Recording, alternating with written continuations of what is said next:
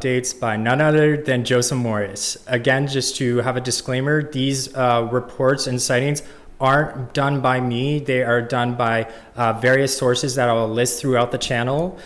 This first one is a lead story. It's a sighting in Yellowstone. So it turns out Yellowstone is in Wyoming.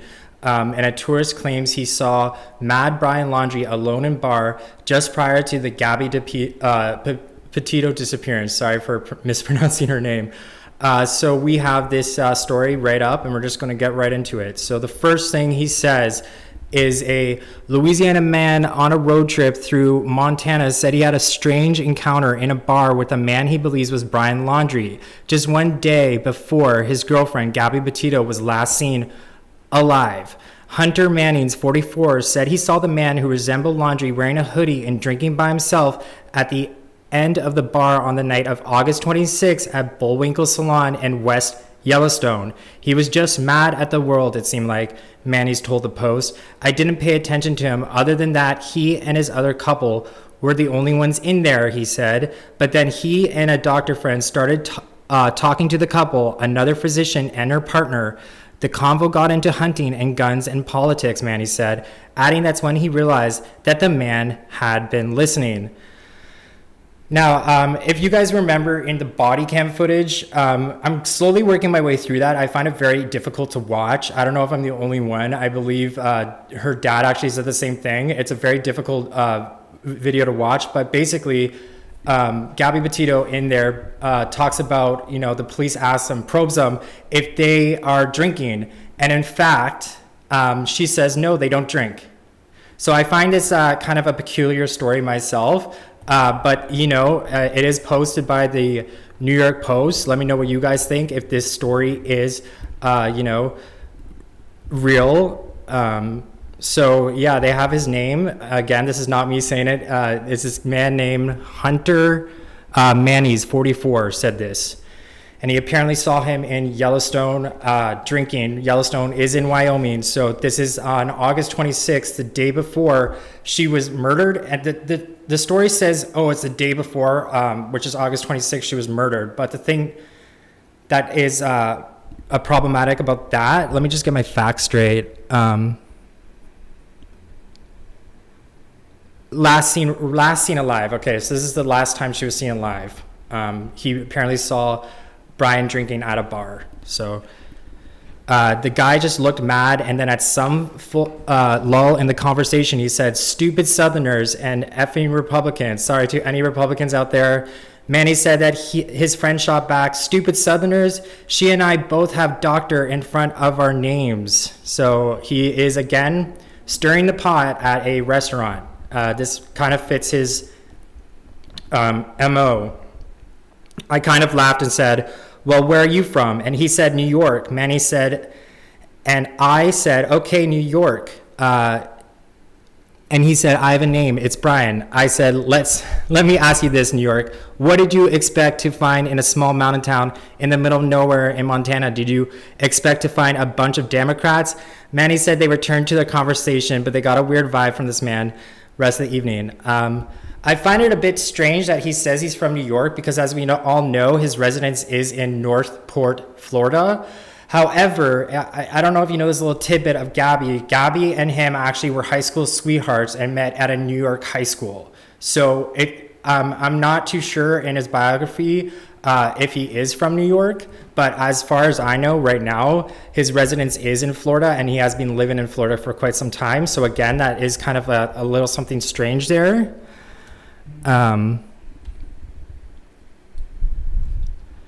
So let's just continue reading this.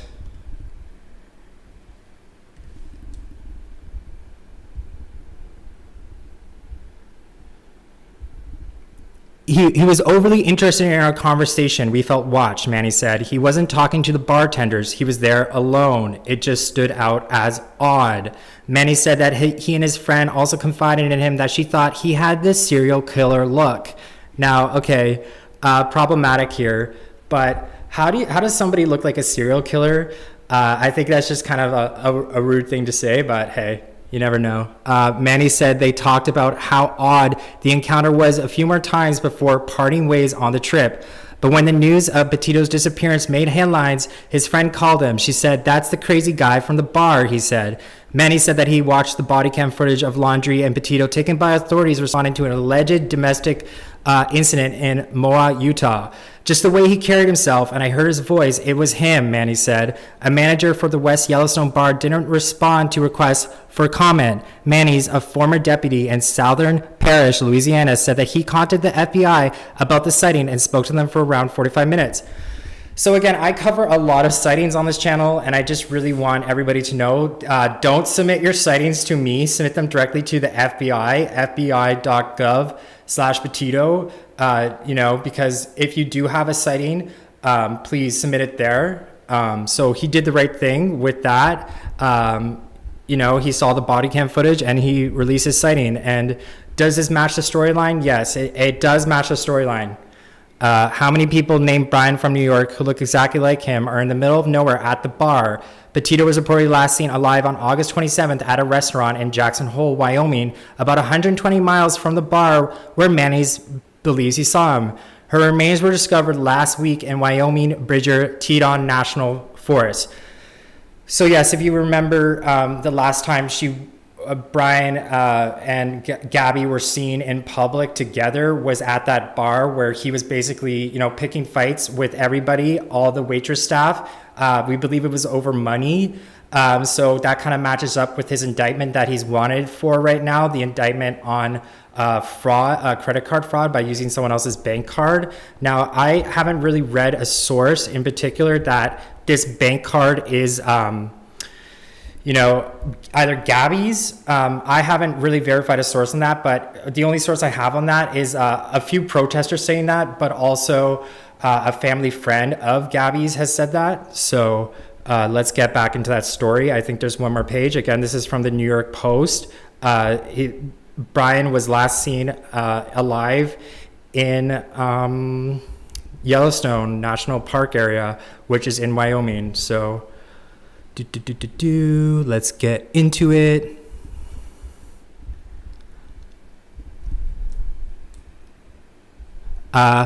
So the last bit is an autopsy ruled death a homicide, though no further details have been released. On September 1st, Laundrie returned home to the couple's house in Florida without Petito and quickly lured up and refused to cooperate with police about her disappearance.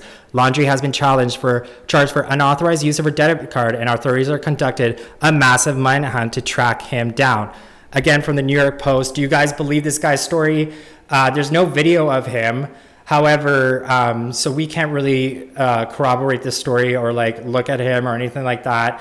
This is just a New York Post article where there was a sighting at this bar. Let me just pull up the bar image if I can.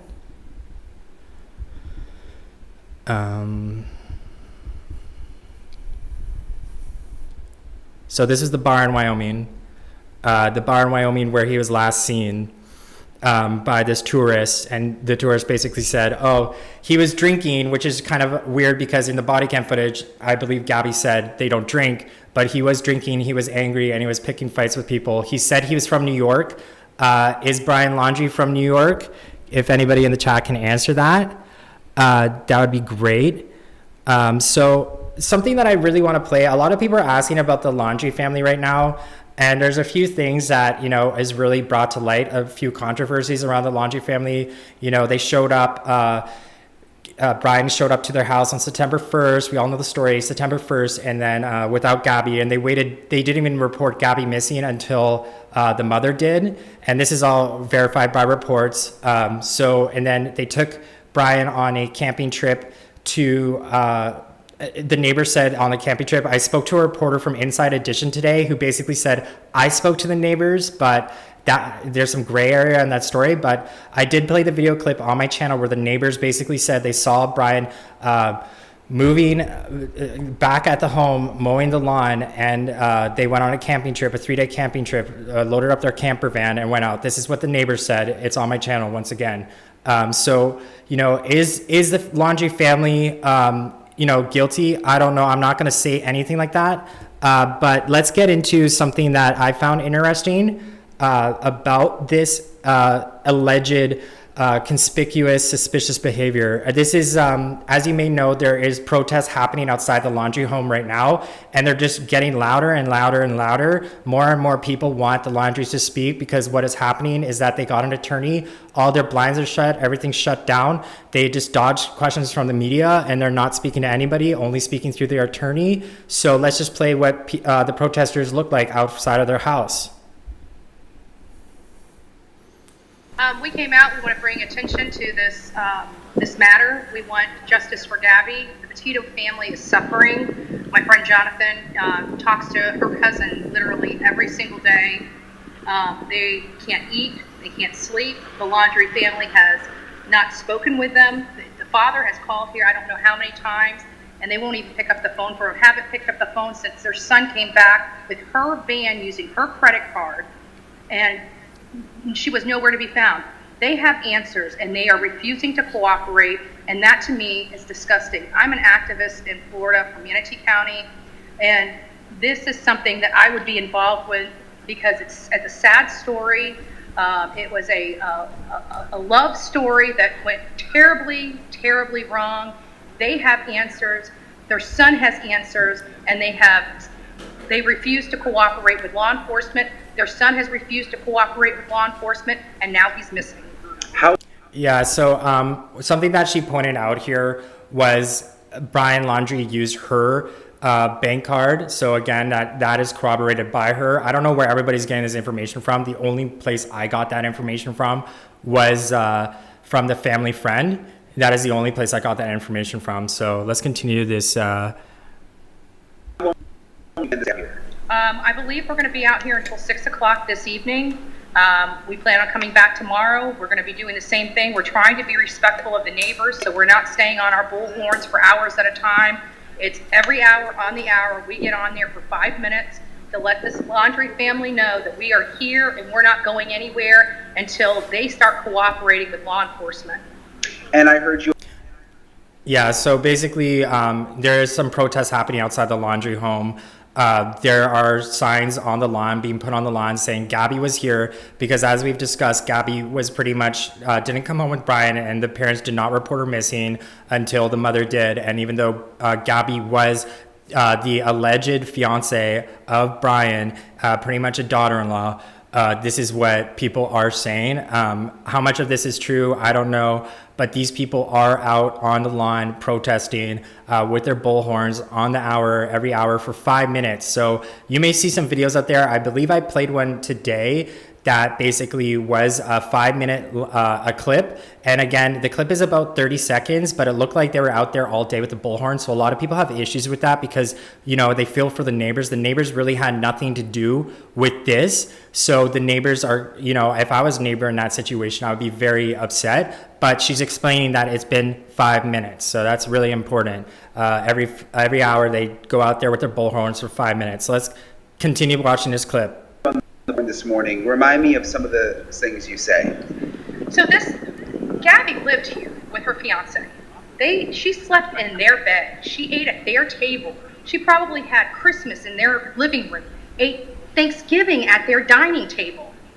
And since he came home, they haven't looked for her. They haven't asked questions. They haven't cooperated. And they're aiding and abetting their criminal son that most likely murdered this girl, this young, vibrant, beautiful young girl that looked like she had her whole life ahead of her. And he was supposed to be the one that protected her and kept her safe. And there is no way that this was the first time this happened. I guarantee that she was abused in that family's home, and they turned a blind eye to it many times, because this kind of stuff, I am a survivor of domestic violence, and I can tell you it doesn't just happen one day. It's progressive. It starts with the talking down, then it starts with the grabbing, then it starts with the slapping, then it starts with the punching. You know, it's a progression. So that is so hard to watch. I'm sorry. I got chills again. You know, half the time we watch these clips, I watch them with you, and that just gave me so many chills, because she brings up a good point. The residence is very small. Domestic abusers, I'm not a domestic abuse expert, but I'm just assuming that, you know, if he was a domestic abuser, it didn't just happen once. It also happened multiple times throughout his time at that residence. Were the parents just standing by and watching this all unfold? We don't know that for sure, but this woman is saying that because of her experience, that more than likely happened. Again, I'm not saying that's fact, but this is what she's saying. I also think that's a very compelling argument as to, what her family friends corroborated as well. Her family friend said that she had a false sense of security at the Brian Laundrie home. She went in that van not expecting to be put in these situations. Just the 911 call is so heartbreaking to watch. I played it last night on my channel, where the 911 call basically said that Brian was the aggressor.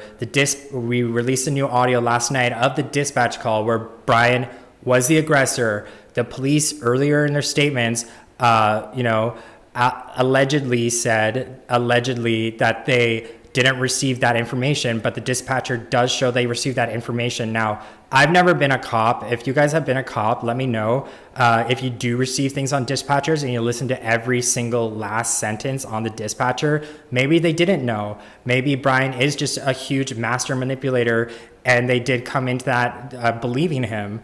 There are some aspects to their search that is very peculiar, such as being way too friendly with Brian. The search literally was just, hey, lift up your shirt and turn around and go sit on the sidewalk. Like, it wasn't an actual search.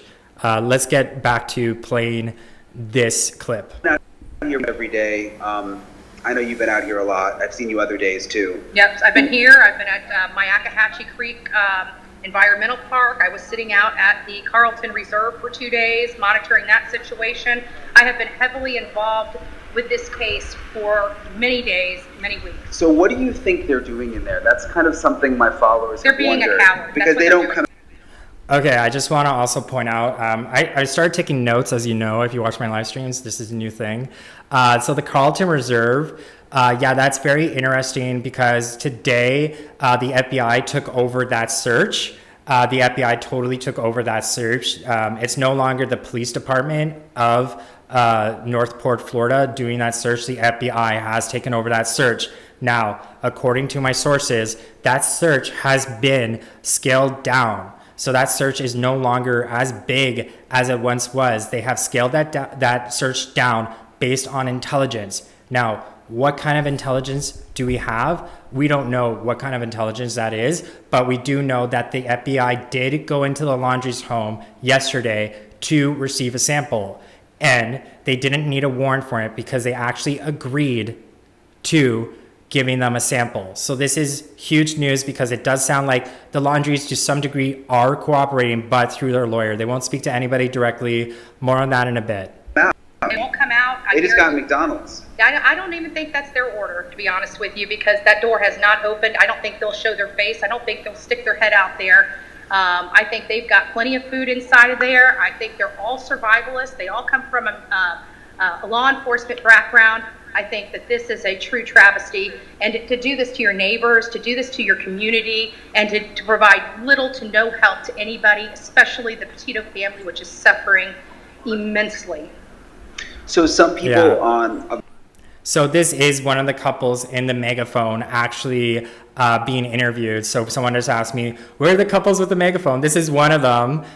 They're just outside the laundry house and they're with their megaphones. My followers on Twitter have said, gosh, like the poor neighbors with the noise from the megaphones and, this is America, shouldn't we? There's a few people that have said... This we did not do. That family did. This their son did. But if you think that we are going to stand silently by while they break the law, they aid and abet a criminal, and a poor girl's life is snuffed away, you've got another thing coming. That's not in my DNA. It will never be in my DNA. We're here to get justice for Gabby. We don't care about their opinions. We care about the Petito family that has lost their loved one, that their child is dead. Nobody should lose a child in this manner. Let's think about that. Let's not worry about me. Let's worry about the Petito family. I gotta say, this lady right here is such an amazing speaker. What she just said was very awesome. I think there's a lot of hate going around towards people that are talking about the case. I think, the people that you should be angry at aren't the people talking about it, but the people that have murdered and taken this precious life from us, who is Gabby Petito. Do you think Brian Laundrie is in the swamp? I do not believe. I think when if you want my honest opinion, I've been kind of, I think about this day and night because it does resonate with me so much. I think when they took that camper out on Labor Day weekend, I think they set survival kits up for him along his path. Any outdoorsman, just like any person that's taking a trip on a boat, they chart their territory. They chart their path.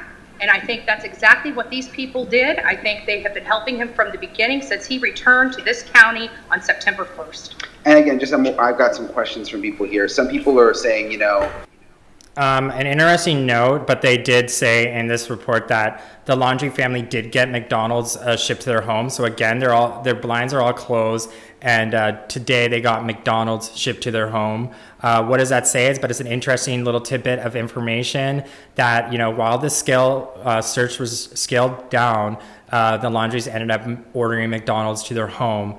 What does that say? What does that imply? I think it kind of implies, maybe they're not as depressed as they appear. I mean, ordering McDonald's, I don't know about you, but that's more of like a treat, a celebration thing. At least it's for me. I don't know about you guys, but the last thing I would want to be eating is, like I'm stressing out. I'm just a YouTube live streamer talking about this case, and I'm stressed out. Like I don't have much time to eat. I want this case closed. I want to bring justice to Gabby Petito. I want Brian Laundrie found. And, I'm just kind of out there live streaming all the updates, and I can barely eat. So no McDonald's for me. Something that's really interesting that came up too was basically on Twitter, we recently found that Gabby Petito was in a music video. So she basically was found in an old music video that is by this YouTuber, and she ended up being in this YouTube video about it's an eerie video. Gabby Petito was in a music video for the song Irreplaceable that warned against violence, and the singer says she's heartbroken. So I can't actually play the audio clip with the video because I will potentially make the singer angry. Gabby Petito starred in a music video to help bring awareness to violence against children several years before she was murdered during a cross-country road trip with her fiance, Brian Laundrie. So it's titled Irreplaceable. That the music video was originally uploaded to YouTube in 2013 and stars a 14-year-old Petito and her two younger brothers. So let's get into it. It's a little eerie to watch. Here we go.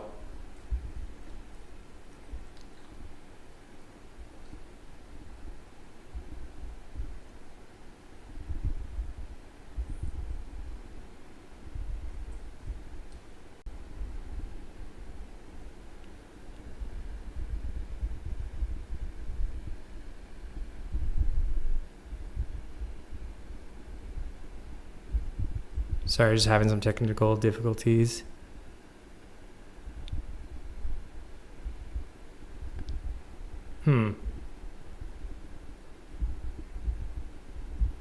So let me just try to find that clip again.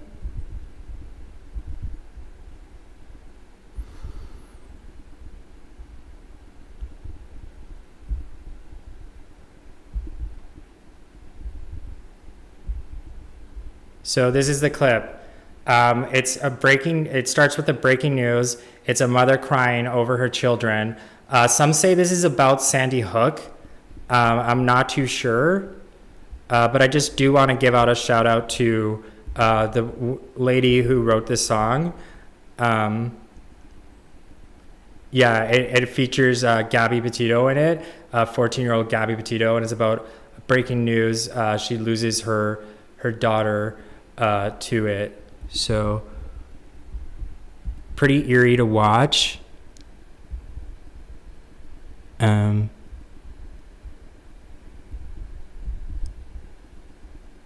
So an update on my story last time is there was a story I listed on TikTok about a TikToker who basically saw a second woman at the site of Grand Teton National Park, and one of them looked like Gabby. She's answering questions about if it was Gabby's van or not. So just, this clip is still playing right here. If anybody's getting confused, there's two blonde women in the clip. So it's a breaking news special, and it's about injured children, missing children.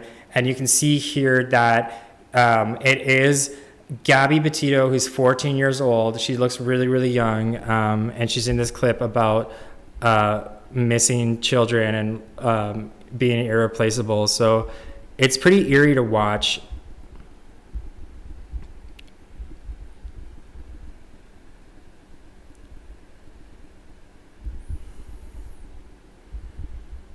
Just here hanging out with my doggy. So the van TikTok. I have no idea what the time frame is. After we returned from our trip, I kind of stayed disconnected, and honestly, I didn't hear about her missing until yesterday, day before, and then I, kind of remembered what went on. I went back and checked my pictures and the timestamps, and to be certain of the date. So yes, the morning of the 24th, the van pulled in sometime during the night. When we went to bed on the 23rd, there was nobody there. Woke up in the morning of the 24th, and there was a van. And to be clear, it was not her van. It was, I believe it was brown. It was a different colored van. When I turned on our generator, it was shortly after the first woman exited the van. She was very groggy, like they had got in very, very late. Thank you so much. I just received some super chats from Lillian Carrier. Thank you so much for those words of encouragement. I really, really appreciate that.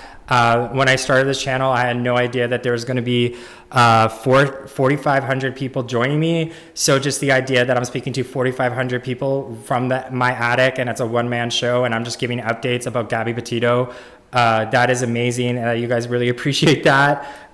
Thank you so much. We also have some guy asking me if I'm Brian Laundrie. Again, bad time to be a bald white guy, because everybody's right now is playing Where's Baldo? So, I'm not going to be out on the street late at night acting really sketchy. Not that I do, but definitely not during this time, because he is a wanted man. He's also, there's a lot of sightings about him all over the place. There's a sighting of him in Toronto, Canada. There's a sighting of him in Mexico. There's a sighting of him actually in the Appalachian Trail. More on that in a bit. I broadcasted that this morning on my live. And also I have another one from Judy also saying doing a fantastic job. Guys, honestly, thank you so much. It means so much to me. It means the world to me that you guys are appreciating what I'm doing up here with my doggo. It means so much. So a clip that I really, really, really want to play, and I just don't want to forget playing it, is a lot of people are angry at the Laundries because, their actions after Gabby returned home, didn't return home, with Brian. It took them 10 days till September 11th. Gabby Petito's mother was the one that reported her missing. Unfortunately, the police didn't at that time watch Laundrie like a dog, like they should have. And he managed to get away, and now he's missing. So it became a double missing case. We have no idea where Brian is. There's a lot of stories out there, of decomposing bodies in the area. None of them have actually turned out to be him. The last one that I received on my live chat was they found a decomposing body, and maybe him. Not him, people. It was not him. It was identified as female. So we are still on the lookout for Brian Laundrie. However, people are still very angry at the Laundrie family for doing this, letting him get away. When I think about it now, imagine that you're in that residence and your son is his girlfriend, his fiance. I don't want to say they're a girl fiance, because I don't know that to be true. People just like say that. I'm not sure, but his significant other basically went missing. So, you know, under that time, the Laundries did actually end up driving him to the Carlton Reserve to go on a hike. They say, oh, he left his cell phone and his wallet behind, which is bizarre because, sorry, they didn't drive him to the Carlton Reserve.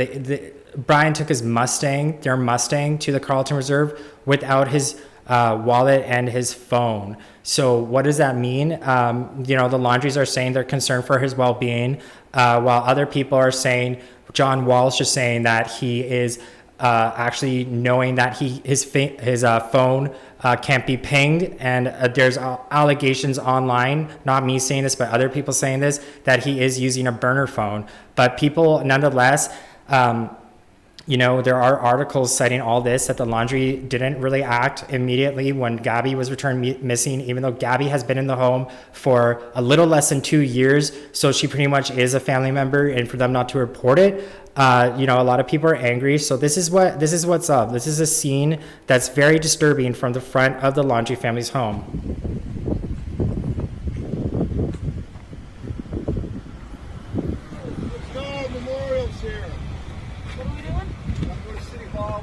Going to City Hall? Yeah, all the memorials go to City Hall. Oh, okay. Thank you. Oh, you're welcome. I don't know. They got a big memorial at City Hall.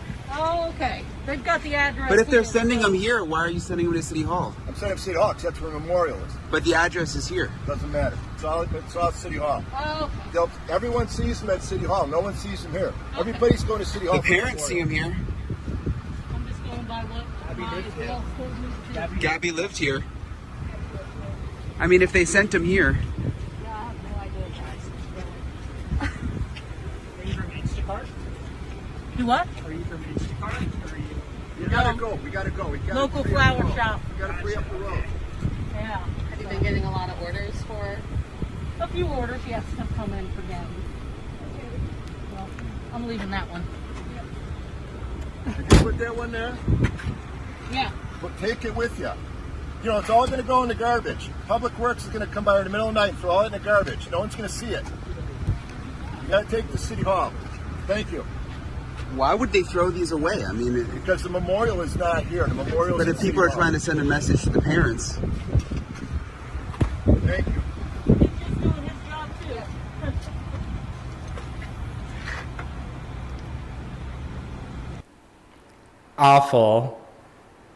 Awful. Just terrible. Again, I haven't watched that clip in full until just now, but yeah, the cops are basically saying that they will throw away those memorials. And I get it. I get where they're coming from. I understand that it is their property.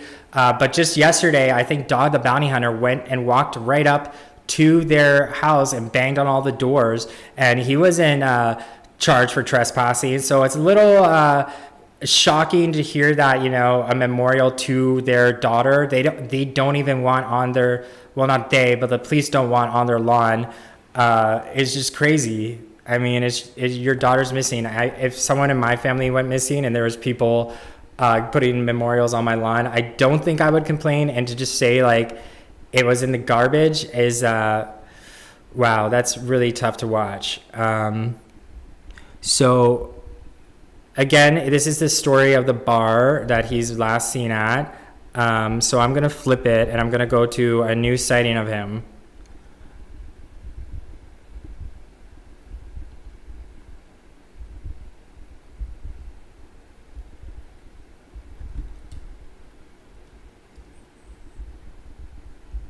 So this is the sighting that led my story this morning. If you managed to tune in, thank you.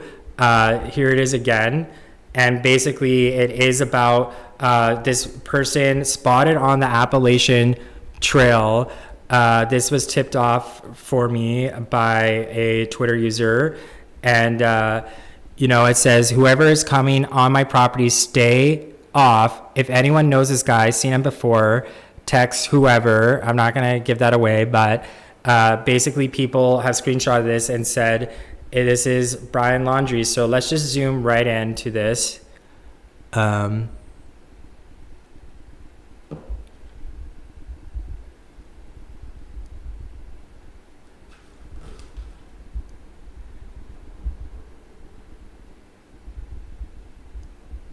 It's very hard to zoom.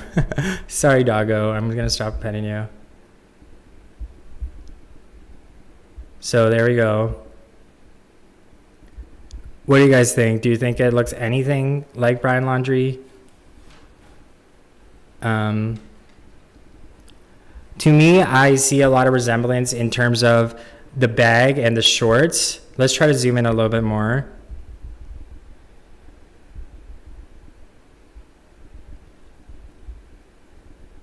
Again, this is on the Appalachian Trail. So Dog the Bounty Hunter believes he's on the Appalachian Trail. The Appalachian Trail goes from Maine all the way up to Canada.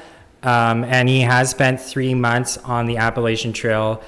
Just today, the FBI said that they're scaling back the searches, and they're basically going to take over the FBI, and said before, up to this point, it was just the police coming in, and I don't know if they think they're doing a bad job or not, but the FBI is taking over from here on out. They said they're scaling back the Carlton Reserve. What does that mean? There was some speculation this morning that they had found Brian Laundrie. There's some speculation that maybe they are giving up in that area. I don't know. Yesterday they did search the Laundrie home to the FBI search, and basically the FBI did come into their home and get a DNA sample. They did come into their home and get a DNA sample. So what does that mean? People have been speculating that maybe it means the DNA sample is for something they found on Gabby Petito's body. Maybe it's something that they found a body and they want to get a DNA sample. But either way, they did go into the house. The FBI did search the house for a DNA sample. They came out with a small box. So what does that mean? I don't know. But there have been people alleging that there are sightings of Brian Laundrie on the Appalachian Trail. So let me just pull up another source of information.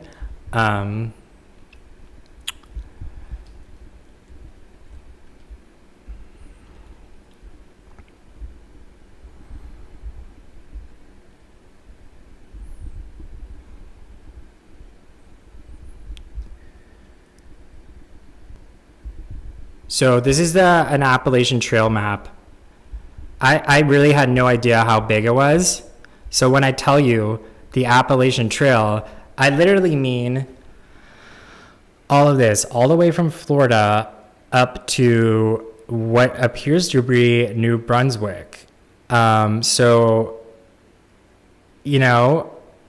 This sighting, all the information I have is from my source on Twitter, and she basically says, Natalie Welsh writes, within the last 3 days, it's been reported to the FBI. That's all I know. So this has been reported to the FBI, allegedly to her. As we all know, there has been another sighting of Brian on a trail cam before, and I can pull that up as well. This one, and I think a lot of people actually reported. I think this made global headlines, not global headlines, national headlines. Inside Edition did a report on it, but the one on the left has been debunked. So on the right, do you think this one will be debunked? I mean, it's a little strange that his a lot of people are saying, oh, he lost a lot of weight. That could actually be him. The build is a match for me. Also, the bag is a match for me. The shorts are a match for me. The hat is a match for me. The only thing that's kind of throwing me off is his beard, because I would imagine that if you're on the trail, like, you would probably have a really, really long beard. So I don't know. What do you guys think? Do you think it's another hoax or whatever, an accident that somebody reported in, or not? Jury's still out, and I pose that question so that we can all discuss the logistics of it. Here's something that another report I found from Cassie Laundrie. The body is different, he says. He is walking to Canada 1 kilometer per hour. You guys are hilarious. Maybe he shaved before. Burner phones, not burger. Sorry, guys. I say a lot of weird stuff. Thank you, Mario Romero, for the super chat. That's amazing. You guys are awesome. Thank you so much. Yeah, it's hard to say. He can't go into Canada unless he has a passport. Okay. Yeah, that's a really good thing. So, something that I wanted to mention about that, early on when I was reporting, he wasn't actually indicted yet. So it's possible that he did make some sort of trip somewhere, because he wasn't a wanted man for, I think, quite some time. So there's a possibility that there is a getaway. So one thing that development in the case is allegedly Brian, during his cross-country trip, did return home August 23rd to 27th, sometime around there. People very familiar with the case may know this, and I haven't actually reported this information, not once, on my channel because I could not corroborate this information, but I'm going to corroborate it now because this is where it came from. AB7NY. Basically, Cassie Laundrie says, I assumed he flew back because that's what he did when he is. Actually, I don't want to say that. No problem, no problem. I think that's more police stuff. So basically, there is some corroboration by Cassie that he did fly back to, in the middle of his cross-country trip. People are saying allegedly that he flew back to help out his dad with his storage unit. What does that mean? We don't know. So only, again, speculation.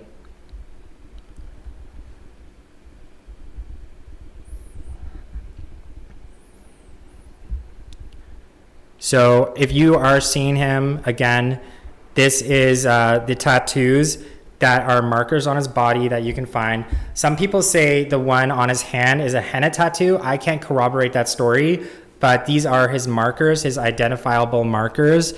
We all know that he is very obsessed with the Appalachian Trail. He's been there for 3 months before surviving in the wild, as corroborated by Gabby Petito's best friend, has said that in a Daily Mail interview that he could potentially survive out there for a very long time.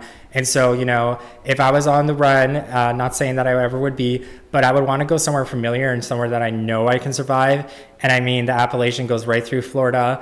It's potentially possible. There was, as we all know, Brian was interested in serial killers. I think there's this one book that he's been reading in one of the photos called Annihilation. And Gabby was also reading a book about murders as well. She was reading a book called Lullaby about a guy who sings a lullaby and the lullaby kills people. Brian was reading a book called Annihilation where 3 women were murdered. The last one was committed suicide. So where I'm going with this is Annihilation. He's been reading it. And he may be familiar with another serial killer that was caught on the Appalachian Trails. And he was basically caught through his tattoos. So there's this one guy, Richard Randall Lee Smith. No, it's a fake. It's a book. This is something John Walsh has said, and I was just curious to know if it's actually. Yeah, so serial bomber Eric Robert Rudolph. So Eric Robert Rudolph was captured 10 years ago on May, 20 years ago now. So a rookie police officer in Murphy, North Carolina stumbled across a vagrant rummaging through a dumpster. And the search for serial bomber Eric Robert Rudolph, the subject of what remains one of the largest manhunts on the American soil, ended as suddenly as it began. So he was basically identified through his tattoos from rummaging on the dumpsters. So, no tip is too small. The FBI said that as well. Please submit all your tips to fbi.gov/Petito. So thank you for joining me here. I'm just going to run through the lead story real quick. So again, the update is the Louisiana man. So the story goes that a tourist in, Montana, Wyoming, said he had a strange encounter in a bar with a man he believes was Brian Laundrie, just one day before his girlfriend, Gabby Petito, was last reported alive.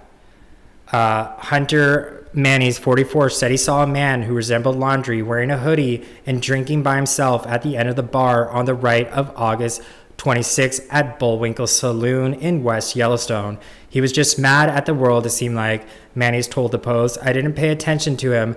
Other than that, he and this other couple were the ones in there. But then he and a doctor friend started anyway." So the story goes, this Louisiana man, Hunter Mannies, did spot Brian Laundrie at a bar, and this is reported by the New York Post. He's been reported there drinking and getting angry at people and starting fights, which is also corroborated by another story where Gabby was last seen alive by a couple in a restaurant. They were fighting with all the wait staff. And it kind of matches up. This is what Dog the Bounty Hunter had to say with his previous account. Circumstantially, it looks like he did.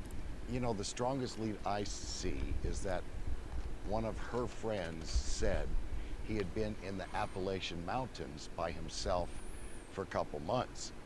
Now, he's not just a camper then, he is a outdoorsman.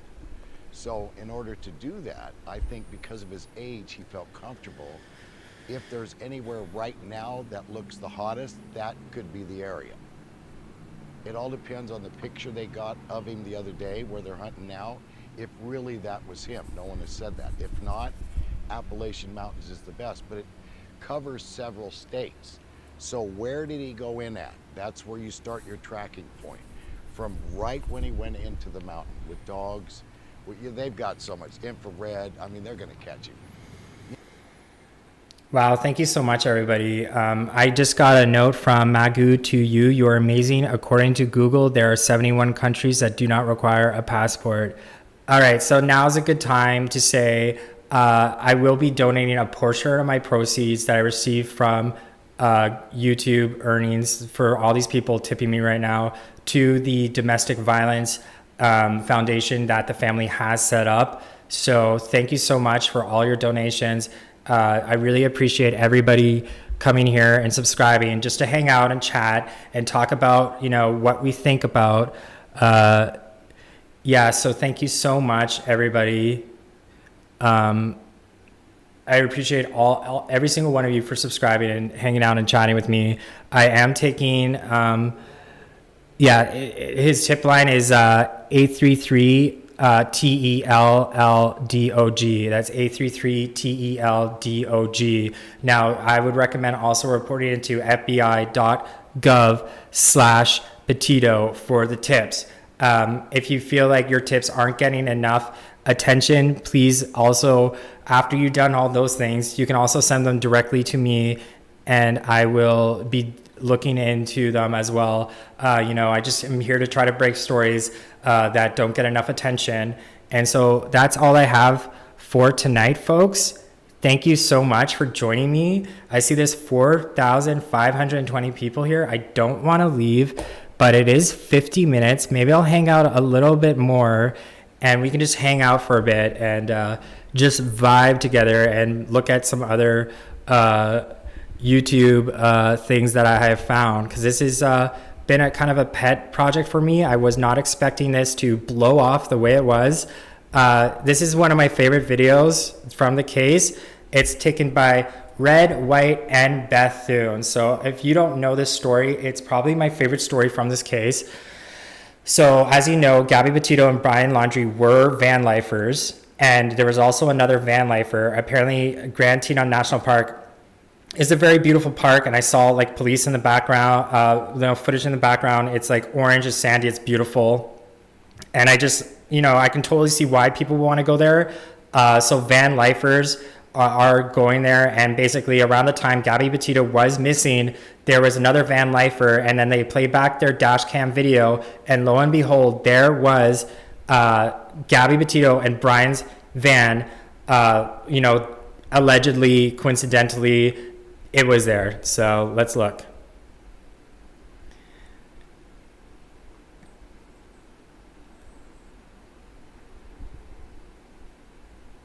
So do you guys see something peculiar there?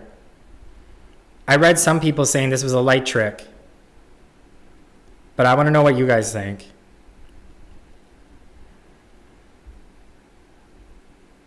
Let's watch that again. Okay, people are saying don't go. I love this chat. Thank you so much, guys. I am not going to go just yet. You guys are awesome. So in that clip, what I... so Danielle, okay, thank you. So thank you so much, guys. The van is, there is evidence there that people are saying that the van is closing as the other van lifers approach. So thanks so much. So another one is the dispatch call for Gabby. Let's play that. Seen a male hit a female domestic. He got into a white Ford Transit van, has a black ladder on the back, Florida plate. Yeah, so this is again the dispatcher call basically saying that the police did receive information that Brian Laundrie was the aggressor in the situation. Let's play that again. RP states seen a male hit a female domestic. He got into a white Ford Transit van, has a black ladder on the back, Florida plate. Yes, thank you so much for listening to the dispatch call. I do feel Gabby Petito's life wasn't in vain, and I feel like her dad did say this at the memorial as well. It brought a lot of attention to different issues that we had in America that is now coming to light. And I feel like, there are people out there that basically say these police stops should not have any sort of, it shouldn't just only be the police showing up. We also have somebody saying that, there should be psychologists there as well. So not just me saying that, it's somebody else here. And I found this really interesting and compelling as well.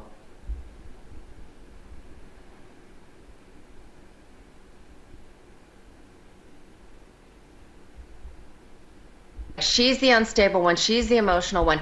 But the biggest Freudian slip, I think, is where he admits that he keeps the keys from her. I was holding on to the keys because I didn't want her to go anywhere. He claims not to have a phone, which is a lie. If she leaves me, she goes without me. I'm on my own. It's almost like he's afraid his girlfriend's going to leave him, not physically, but leave their relationship. And the whole song and dance with him keep apologizing for speeding. He doesn't apologize for their dust up. He just keeps using kind of deflection techniques to be, I'm sorry I hit the curb, I'm sorry I was speeding. But the bottom line is that she's in the other car taking all the blame. Yes, I'm the one who hit him, I slapped him.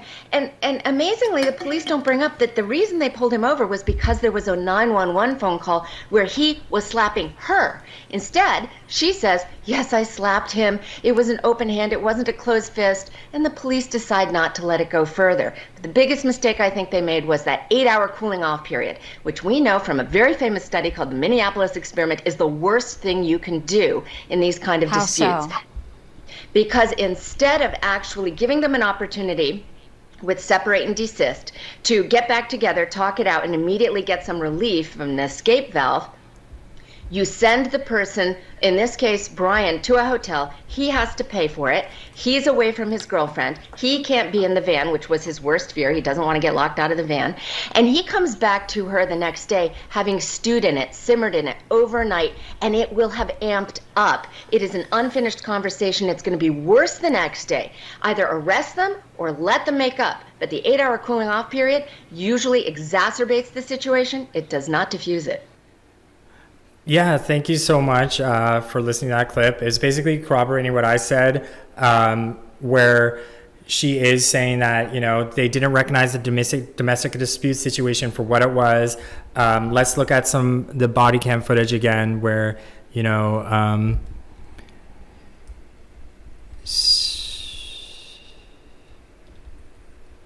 the cops were kind of acting a bit strange. So this is when she mentioned that she had anxiety. This is what was said.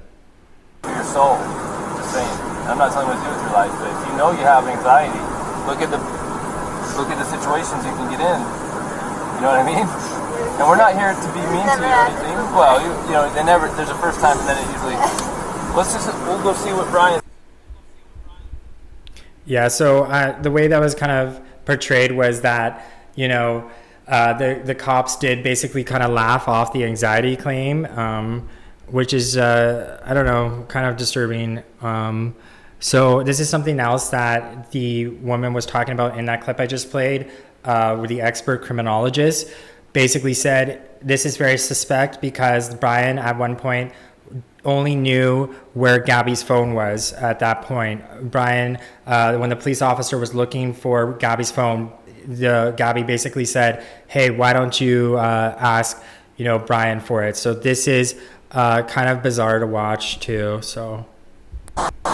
Like your phone, do you not have where it is? Yeah, without going for it, where is it? Just go ahead and tell me. Yeah, go ahead and tell me if you don't mind me grabbing it.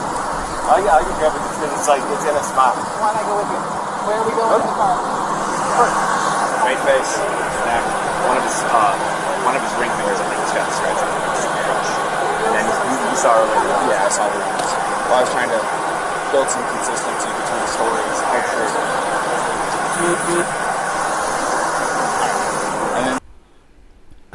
So just some breaking news here. We do have a statement from the Laundrie lawyer, basically saying that the statement says they did not help their son leave. So let's just pull that up and the attorney's statement. So here we go.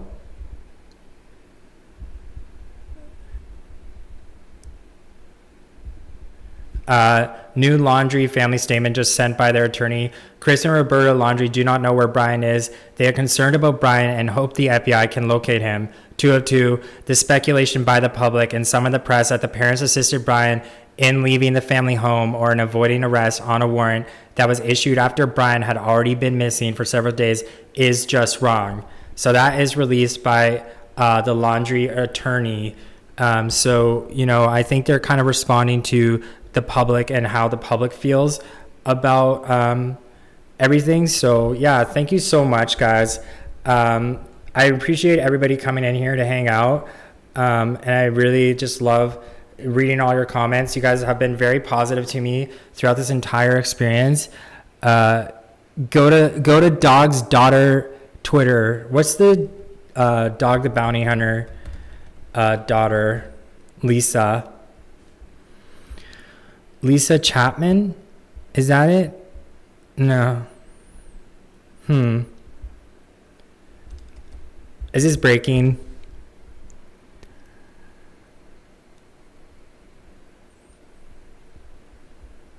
Bonnie Chapman. So let's take a look at this.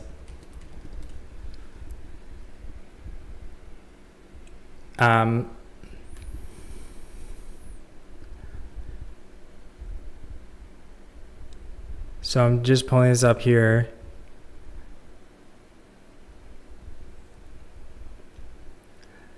So I see a missing persons report for Cho. I see a lot of other missing people that are trying to get the attention as well. I did do a video on Cho.